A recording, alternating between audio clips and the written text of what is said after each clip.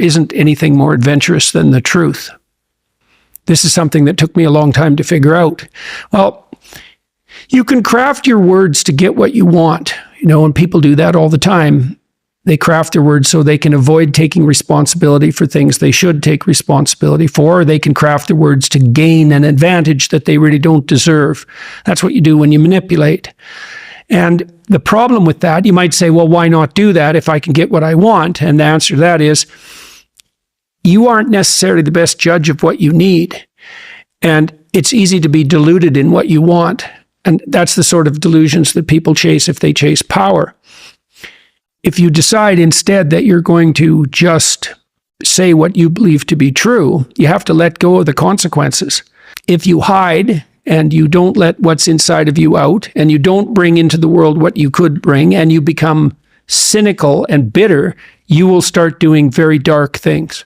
So you'll start, not only will you not add to the world what you could add, but you'll start being jealous of people who are competent and doing well and work to destroy them. So that's the pathway to hell. If you're comparing yourself to someone or even to a future self, and the gap is so painful that it paralyzes you, then you've created a dragon that you don't have the tools to master. And so what you have to do is you have to scale the dragon down to size. And you want to scale the dragon down to size until it's a size that you are willing to move toward, however small that is. Now, if you're here and your ideal is here and that gap is unbearable, then you reduce the gap and you reduce the gap. And you're going to have to do that anyways, because you're not going to move from where you are to perfect in one fell swoop, right? There's going to be incremental steps.